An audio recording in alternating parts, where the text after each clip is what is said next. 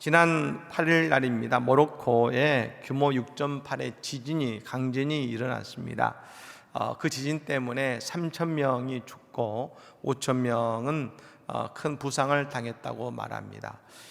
여러분이 모로코 지역은 북아프리카 지역인데요.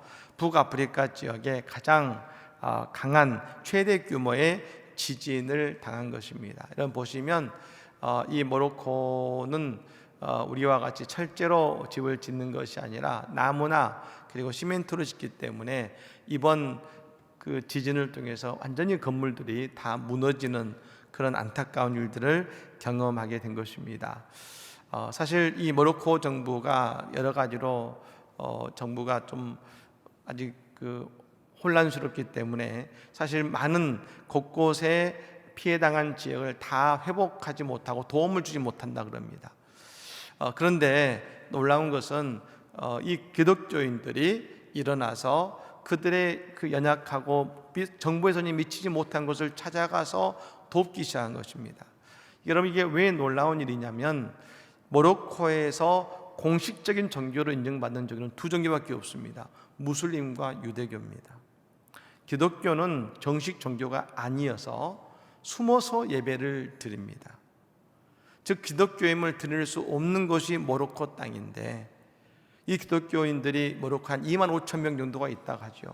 근데 그들이 그 정부가 닿지 않는 곳에 그리스도 이름을 가지고 나아가서 필요한 물품을 전달하고 그리고 그들의 어려운 이들을 도와주는 그 일을 감당하고 있다는 것입니다. 사실 여러분 모로코는 기독교인이 되기 가장 어려운 나라 29위로 선정되기도 했었습니다만 어쨌든 이번을 통해서 그리스도의 사랑을 전하고 있는 것입니다. 모로코 기독교 단체의 수장인 라시드 이무난 대표는 이런 말 한 것이죠. 우리는 가진 것이 많지 않지만 영적인 힘이 있습니다. 예수님의 손과 발이 되어서 그분의 사랑을 보여주기 위해 노력하고 있습니다 라고 이분은 고백하고 있는 것입니다.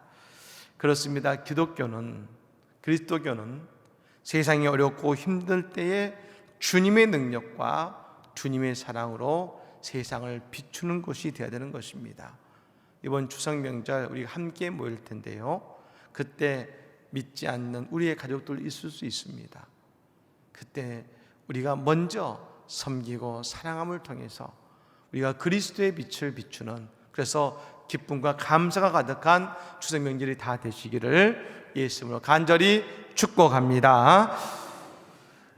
목회 데이터 연구소에서 17개국을 대상으로 한 가지 설문조사를 했습니다. 삶을 의미 있게 만드는 것이 무엇입니까? 라고 물었습니다. 미국, 영국, 프랑스, 일본, 기타 17개의 주요한 나라의 설문조사를 했습니다. 근데 대부분 나라가, 거의 모든 나라가 1위와 2위가 똑같았습니다. 1위는 가족이었습니다.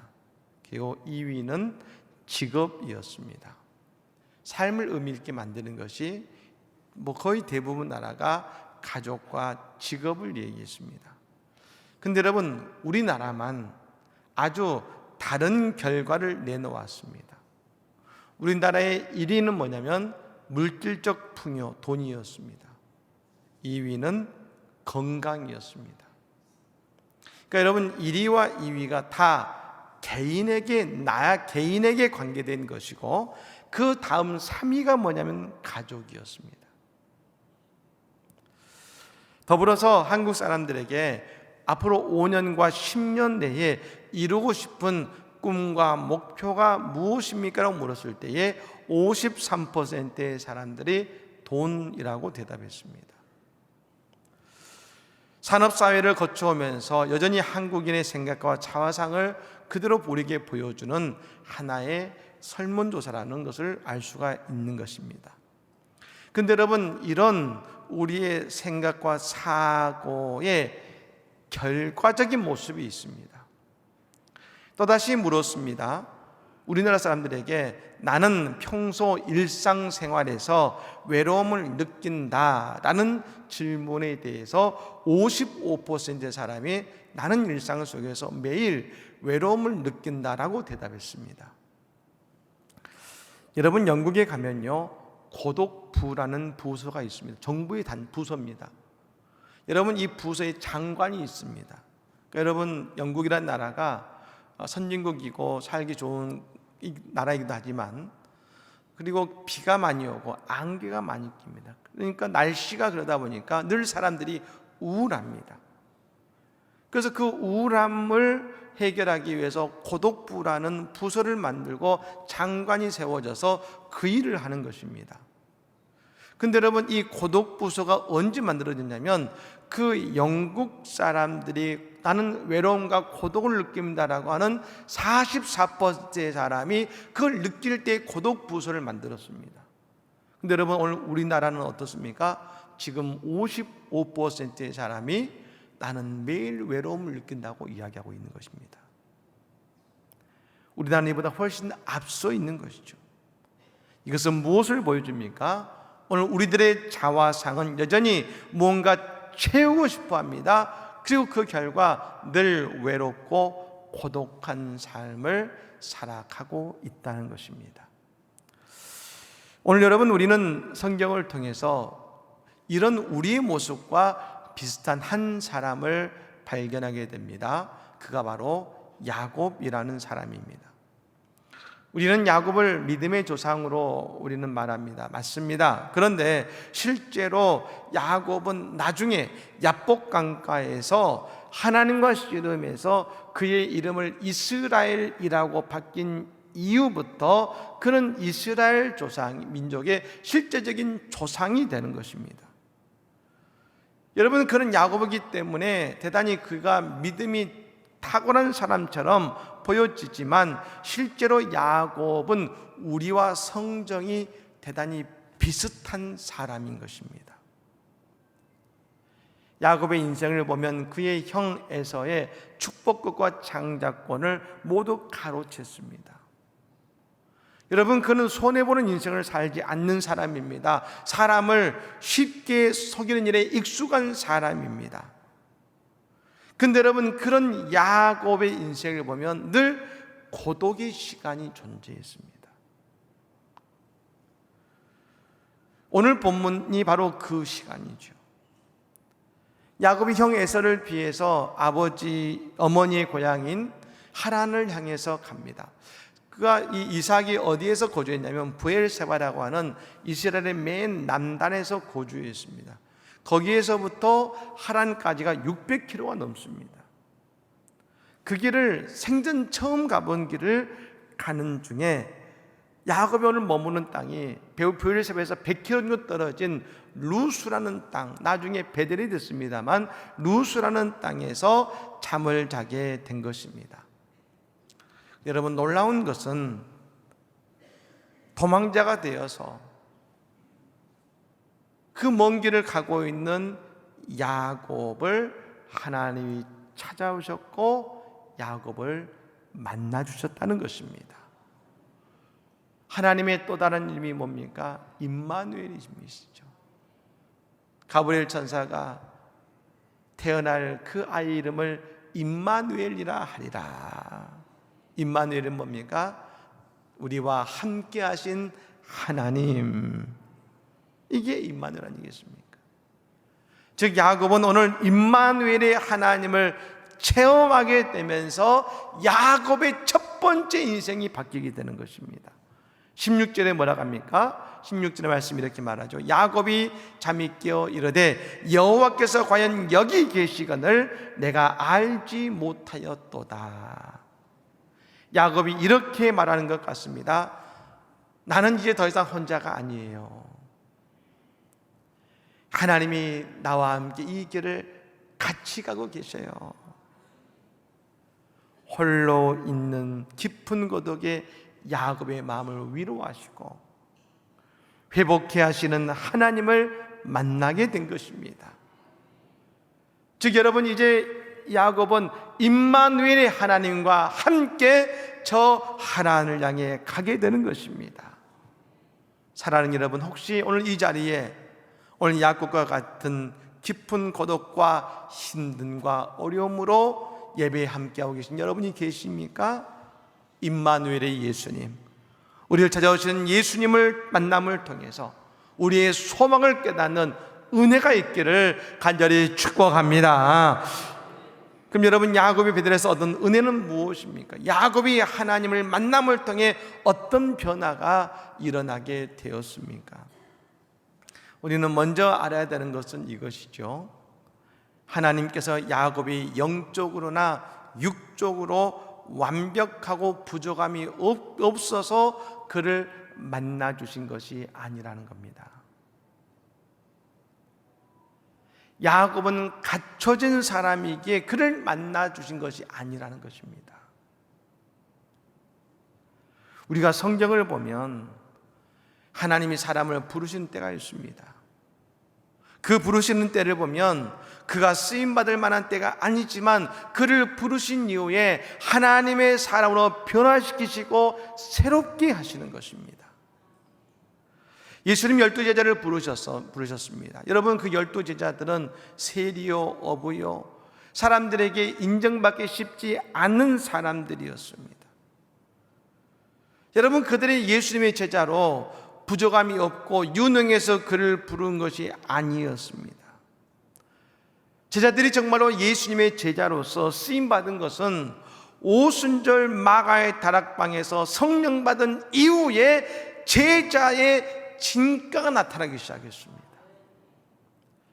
즉 예수님은 그 제자들과 3년 동안 동고동락하시면서 제자들을 하나님의 말씀으로 양육하시고 예수님의 제자로 끊임없이 세우셨다는 것입니다.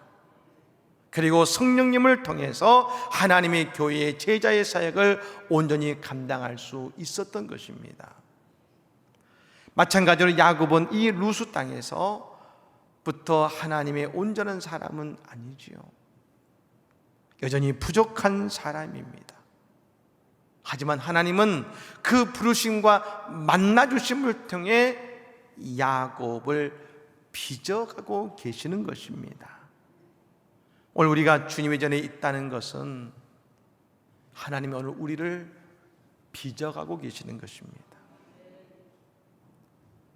그리고 우리를 하나님 나라의 한 축을 담당케 하시고자 우리를 부르신 것입니다. 여러분, 그러므로 우리 모두 다 하나님께 종자게 쓰임받는 주님의 복된 자녀들이 다 될 줄로 믿습니다.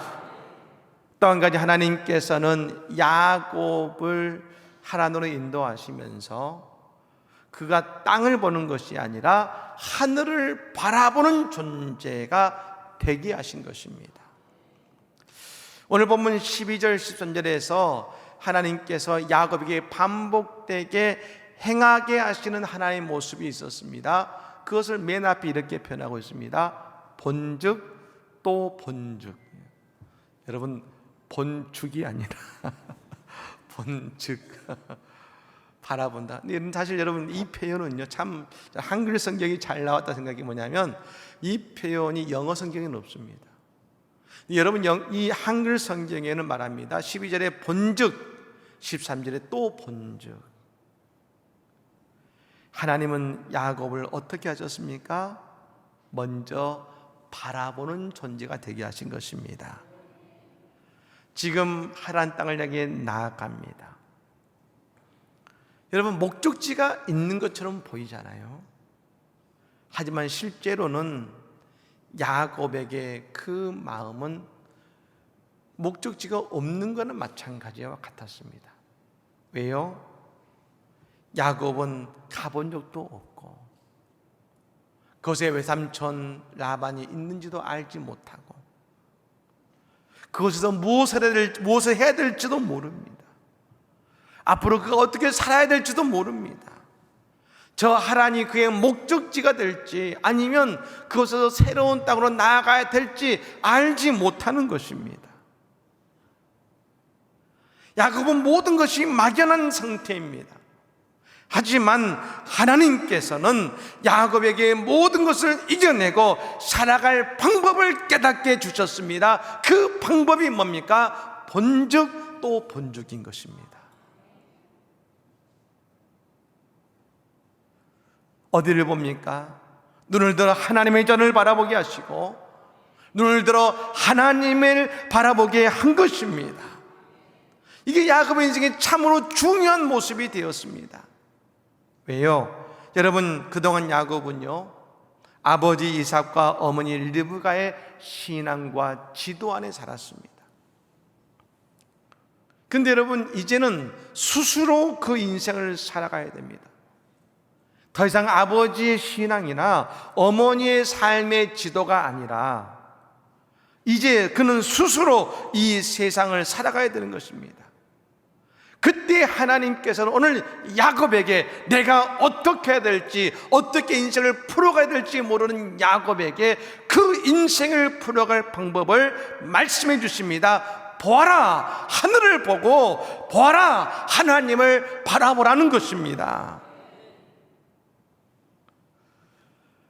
여러분, 오늘 들어서 우리는 예수님을 바라봐야 될 줄로 믿습니다. 바라본다는 건 뭘 의미합니까? 맡긴다는 것입니다. 바라본다는 것은 의지한다는 것입니다. 예수님께 맡겨야 됩니다. 우리의 인생의 대부분의 문제는 어떤 문제입니까? 마치 예수님 말씀하신 것처럼 키를 자라게 하는 것처럼, 우리가 마음 먹는다고 여러분 키가 한 자나 자랍니까? 우리의 노력으로 아무것도 할 수 없을 때가 있습니다. 근데 여러분, 하나님은 그때 그런 오늘 우리 인생 모습 속에서 본즉 또 본즉 눈을 들어 하나님을 바라보라 말씀하고 계신 것입니다. 여러분, 오늘 이 시간 눈을 들어 하나님을 바라보시기를 바랍니다. 여러분의 삶의 현장, 여러분의 가정, 여러분의 직장, 여러분의 그 삶의 힘듦과 고난 속에 눈을 들어 하나님을 바라보시기를 간절히 축복합니다. 여러분, 바라보면 길이 있는데 야곱은 바라봤을 때 무엇을 보게 되었을까요? 두 가지를 봤습니다. 첫 번째는 뭐냐면 하나님의 사자들이 오르락 내려가는 것을 봤다는 것입니다. 여러분, 지금 하나님의 사자들은 왜 오르락 내려가고 있을까요? 뭔가 일을 하고 있는 것이죠. 뭘 위해서요? 누구를 위해서요? 하나님을 위해서 오늘 야곱을 위해 하나님의 사자들이 일하고 있는 것입니다. 여러분, 광야는 두 가지가 많은 곳입니다. 도적대와 맹수가 많습니다. 제가 이번에 이스라엘 갔을 때 광야 체험을 하기 위해 한 2시간 그 네게부 지역의 큰 광야를 걸은 적이 있습니다만, 그 길을 걸을 때에 눈에 종종 보이는 게 뭐냐면 산양입니다. 산 양들이 보여요. 절벽을 탑니다. 그런데 그 양들을 노리는 맹수도 있는 것이죠. 광야의 길은 강도들이 숨어 있습니다. 근데 여러분, 하지만 야곱이 안전하게 이곳까지 온 것, 루스 지역에서 여러분 그가 그 광야 지역에서도 안전하게 잠을 잘 수 있는 것은 그가 뛰어나서가 아니라 하나님이 야곱을 하나님의 사자를 통해 지키심인 것입니다. 여러분, 형에서는 늘 사냥을 다녔던 사람입니다. 그러니 야외 생활에 익숙합니다. 싸움도 잘합니다. 근데 여러분, 야곱은 늘 집에만 있었습니다. 야외 생활을 해본 적이 없습니다. 그러니 하나님의 도움이 없었다면, 아니 하나님의 도움 없이는 이 길을 갈 수가 없는 것입니다. 우리가 여러분 눈을 들어 하나님 바라보고 예수를 바라볼 때 나를 위해 일하시는 하나님을 우리는 만나게 될 줄로 믿습니다. 두 번째는 뭡니까? 야곱은 하나님의 약속의 말씀을 바라보게 되더라는 것입니다. 오늘 보면 13절부터 15절까지의 말씀, 우리 다 같이 한번 봉독하겠습니다. 같이 한번 읽습니다. 시작.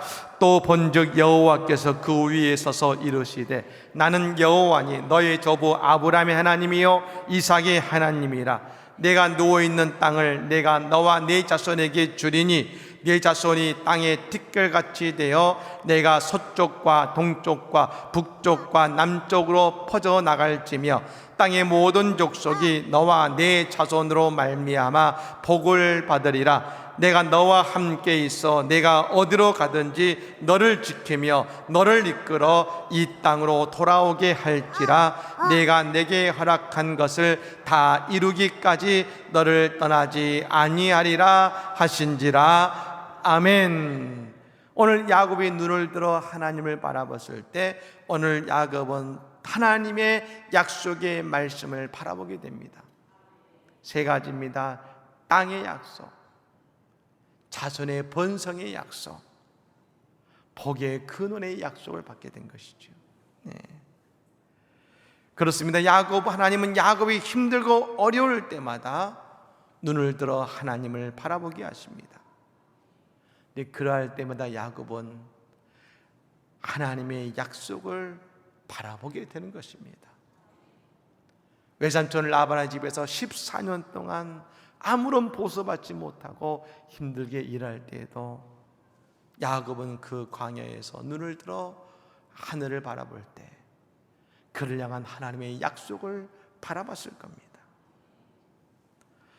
리기 웨렌의 꿈꾸는 인생이라는 책에 보면 하나님의 꿈은 하나님의 창조에 잘 나타나 있다고 말합니다. 하나님의 창조는 뭘 말합니까? 이전에 없었던 것입니다. 아무도 예상하지 못하고 생각지 못하는 하나님의 생각으로 새로운 것을 만드신 것입니다. 우리를 향한 하나님의 꿈도 마찬가지라는 것입니다. 이 꿈도 하나님의 창조에 속한 것으로 우리가 전혀 예상치 못했던 하나님의 꿈을 주신다는 것이죠.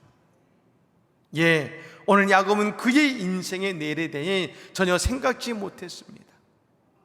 하지만 하나님의 꿈은, 하나님의 약속은 야곱의 인생을 새롭게 바라보게 만든 것입니다. 그것은 여러분 야곱이 생각할 수 있는 축복의 인생이 아닙니다. 영광의 인생이 아닙니다. 여러분들, 우리 크리스천도 마찬가지입니다. 세상 사람들이 바라보는 그 인생의 목표와 바라는 것이 아니라 우리는 그것을 뛰어넘는 하나님 우리에게 주시는 언약의 약속의 말씀이 우리의 인생의 약속이요 바라봄이 되어야 될 줄로 믿습니다. 그게 우리에게 하나님의 꿈이 되어야 될 줄로 믿습니다. 이제 야곱은 그 걸음을, 약속을 믿고 나가게 되는 것이죠. 오늘 여러분, 오늘 내 생각과 내 미래에 대한 불안감, 아니 너무나 작은 것에 우리는 마음을 두고 있지는 않으십니까? 야곱이 만난 하나님을 우리가 만나게 될 때에 우리를 향한 놀라운 하나님의 약속과 꿈과 미래를 우리에게 주실 뿐 아니라 이루실 줄로 믿습니다. 마지막으로 여러분, 야곱은 이 하나님의 신앙을 어떻게 유지할 수 있었을까? 18절의 말씀 가지고 봅니다. 18절입니다.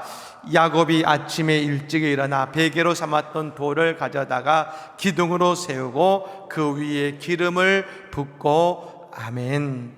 여러분, 야곱이 아침에 일찍 일어났습니다. 이제 그리고 그 길을 출발하기 전에 뭐합니까? 하나님께 그 돌로 단을 쌓고 그 기둥 세우고 그 위에 기름을 부으며 예배했습니다. 여러분, 그가 할 수 있는 최선으로 하나님께 예배했습니다. 이전까지 야곱은요, 제사 지내고 예배할 때 늘 아버지 뒤에 있었습니다. 근데 여러분, 이제 야곱은 스스로 하나님께 예배하는 예배자가 된 것입니다. 예배는 그러므로 야곱에게 하나님을 만났음을 고백하는 자리임과 동시에 하나님의 약속을 기억하고 그 약속을 예배를 통해 다시 한번 깊이 묵상하는 자리가 예배의 자리인 것입니다. 야곱은 늘 예배하며 베델의 예배를 기억했을 것입니다. 베델의 은혜를 기억했을 것입니다. 여러분, 오늘 우리 예배도 그냥 하나님께 드리는 게 아닙니다. 나를 만나주시고 나에게 약속하시고 나의 삶의 기적을 베푸신 하나님의 놀라운 축복의 은혜를 기억하는 예배가 되어야 될 줄로 믿습니다. 또한 그뿐 아니라 우리가 예배하게 될 때에 하나님께서는 우리를 향해 주셨던 그 약속을 하나님께서 기억하게 하시는 또한 바로 그 자리가 되는 것입니다. 오늘 예배를 통해 하나님은 우리에게 기억나게 하실 것입니다.